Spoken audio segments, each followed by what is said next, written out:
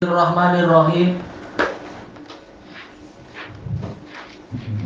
Qala Fadilatul Syekh Abdullah Al-Bassam rahimahullahu taala, masih apa faedah yang diambil dari hadis ini? Ar-rabi'ah ubira 'anil bikri bil isti'dzan, diungkapkan dari gadis itu isti'dzan, yaitu minta izin. Li ghalabatil haya'i 'alaiha, karena rasa malu itu mendominasi gadis. Bisa dengan yang janda, yaitu apa? Dengan apa? Istiqmar, minta perintah. Tapi yang ini minta izin. Fala takunu, apa ini ya? Muwafaqatuha bi amr kasayyib, maka kesesuaian persetujuan si gadis itu tidak terbentuk dengan suatu perintah. Seperti apa? Janda. Kalau janda mungkin memberikan perintah. Oh ya, Bah, cepat-cepat Bah, jangan sampai keduluan Kak apa. Jangan sampai laki-laki itu malah kawin sama yang lain. Nah, ini janda lebih berani, sudah pengalaman hidup dia. Nah, dia memberikan perintah kepada bapaknya mungkin atau kepada abangnya. Adapun kalau yang gadis ini polanya bukan perintah tapi memberikan izin. Yang kelima, yakfi fi idniha as-sukutu li hayaiha ghaliba. Cukup izin dari gadis itu dilihat dari apa? Diamnya dia. Karena memang secara umum gadis itu pemalu. Maka izinnya adalah dengan sikap diam. Anin nutuk, mencukupi itu dari pembicaraan, tak perlu menunggu dia bicara. Tapi lihat diamnya itu karena itu atau karena sedang sakit gigi, kita lihat-lihat juga. Terkadang diam karena faktor lain atau telinganya sedang tak dengar mungkin atau apa. Jelas itu di luar pembahasan ya. Wal ahsan ayyaja'ala, mungkin walinya ayyaja'ala limuwafaqatiha bisukuti ajala. Dan lebih baiknya, nah ini dari sisi pengaturan tentunya, yaitu si wali menetapkan batas waktu untuk diamnya si gadis tadi, untuk diketahui dia setuju atau tidak.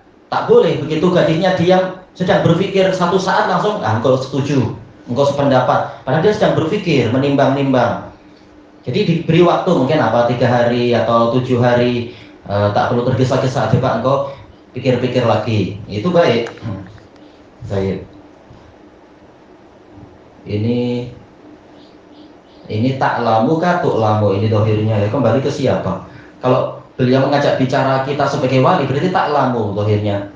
Taklamu bihi annaha ba'dantihai muddatihi yu'tabaru sukutiha idnan minha wa muwafaqah.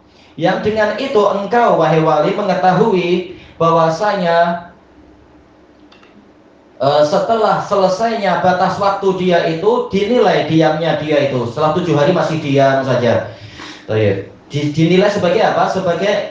Sebagai izin dan kesepakatan dia. Ya, kalau tidak ada penolakan sudah 7 hari ini, maka berarti ini setuju, sudah sependapat. Yang penting diberitahu batas waktunya 7 hari, atau kalau anaknya minta tambahan waktu lagi boleh sesuai dengan kesepakatan keluarga. Tidak ada pemaksaan. Yang keenam, layak fi isti'maris sayyib wasti'dzanil bikar mujarradul ikhbari bizawaj. Tidak cukup di dalam masalah yaitu kita meminta perintah dari si janda atau kita meminta izin kepada si gadis dengan semata-mata pemberitaan tentang pernikahan, yaitu engkau akan dinikahi, setuju tidak? Jelas tak cukup dengan itu. Bala budda min ta'rifiha bizauj. Tapi bahkan apa, wajib untuk diperkenalkan dulu tentang suami tersebut, yaitu mempelainya. Ta'rifan tamma, dengan perkenalan yang sempurna. Tak cukup engkau akan dinikahi seorang lelaki. Jelas lah. Ma'ruf laki-laki, tapi seperti apa diperjelas dulu, dia begini, dijelaskan dulu. Ansin nih tentang usianya, wa jamalih tentang kehangsemannya. Dan ini berhak si gadis untuk memilih. Tak boleh kita paksakan, engkau ini sibuklah dengan akhirat, tak ya memikirkan dia handsome atau tak, itu terserah dia. Agar apa, nanti tidak menimbulkan keterpaksaan. Itu hak dia untuk memilih, sebagaimana laki-laki berhak memilih yang cantik atau memilih yang tak cantik tapi baik, dan seterusnya. Itu hak dia. Yang penting kita sebagai wali memberitakan selengkap-lengkapnya. Wa maka nanti kedudukan dia, mungkin kedudukan di masyarakat kah atau apa. Yang penting si wanitanya tahu gambarannya. Wa nasabih, juga nasabnya, pertalian darah dia dari suku apa. Walaupun ini bukan sesuatu yang wajib secara syar'i, tapi kita berhak untuk si gadis berhak untuk memilih. Saya tahu yang terpandang adalah takwa, tapi saya tak suka dari mungkin apa Iban, karena saya takut nanti diajak masuk hutan. Saya tak suka masuk hutan, mungkin misalkan kan. Saya lebih suka Batak mungkin kalau Batak. Atau saya lebih suka yang dari apa, itu terserah si wanitanya. Maka kita beritahu selengkap-lengkapnya. Wal ghinah, juga kekayaannya, oh dia cukup kaya atau dia kurang kaya atau apa. Ini berhak si gadis untuk mengetahui. Nah, nanti orang tua memberikan nasihat, tak yalah engkau memilih Sultan Brunei, kaya-kaya tapi jangan terlalu seperti itu, misalkan. Ya, tapi dia berhak untuk mengetahui. Wa amalih, pekerjaannya, apakah penjahit atau apa itu apa namanya yang masak-masak itu, kulineri, atau dia adalah kaki tangan kerajaan atau apa, dan seterusnya. Karena boleh jadi duit banyak tapi dia nanti sering keliling dunia, nanti saya ditinggal 3 tahun, tak nak lah. Nah, jadi anak berhak untuk diberitahu selengkap-lengkapnya. Wa didihadil asya, juga termasuk kelengkapannya adalah kebalikan dari perkara ini, diberitakan kekurangan-kekurangannya apa. Wal ghairi dzalika mimma fihi maslahatun laha, dan perkara-perkara lain yang itu menjadi kemaslahatan untuk si gadis itu. Karena boleh jadi dia memiliki syarat yang kita tak tahu, kita perlu tanya juga, ini sudah cukup belum data-datanya. Ternyata anak gadisnya tanya, kalau tidur ngoroknya keras tak? Boleh jadi kan, sementara anaknya sensitif, dikit-dikit terkejut dia. Nah, itu boleh, itu hak dia, walaupun tidak sampai dosa, tapi boleh dia bertanya seperti itu atau apa. Yang penting jangan ekstrim. Kalau kentut bau tak? Kentut bau lah, wajar. Yang penting tinggal pandai-pandai di manage saja gimana. Tapi yang ketujuh, kalau Syekhul Islam, maka laha waliyun minan nasab, barang siapa dari kalangan wanita memiliki wali dari nasab dia sendiri, wahuwal asobah, yaitu dari asobahnya, fahadhihi yuzawwijuhal waliyu biidniha, maka wanita ini dinikahkan oleh walinya dengan seizin wanita tersebut, wala yaftaqiru dzalika ila hakim bittifaqil ulama, dan tidak perlu kepada hakim. Ya, Nabi telah mengatakan apa itu, fa idza tasajaru fal hakim waliyu man la waliyalah, apabila mereka bersengketa maka hakim itu sebagai wali bagi orang yang tak punya wali. Berarti mafhum mukhalafahnya, selama masih ada wali dari keluarga, maka hakim tidak diperlukan di sini. Hakim sekedar mencatat misalkan. Dengan kesepakatan para ulama, hakim itu alternatif terakhir. Jangan seperti orang-orang yang ikut mazhab Abu Hanifah, masih ada bapak malah lari dengan calonnya ke danau ke kemana. Oh, ini sudah melebihi batas safar, berarti walinya adalah hakim. Ditanya, kok masih punya bapak tak? Ya masih sih. Ya sudah, di jarak safar atau tak jarak safar, bapakmu tetap bapakmu lah. Kadang sebagian orang ikut mazhab Abu Hanifah dengan cara yang ekstrim. Wa amma man la waliyalaha, adapun wanita yang memang tidak punya wali, tak ada ayah, tak ada abang, adik, tak ada anak lelaki yang balik, tak ada apalagi misalkan pakcik misalkan. Fa in kana fil qaryati awil mahallah naibu hakim zawajaha, apabila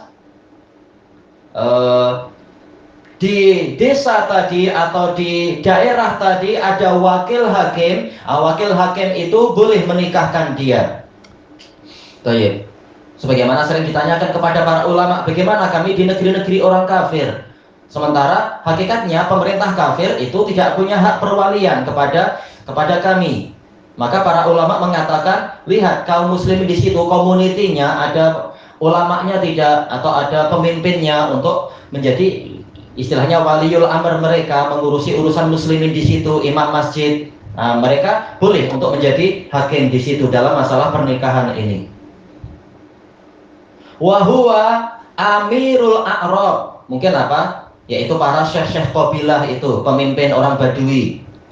Wa raisul qaryah, iya kepala desa kalau di Indonesia ya.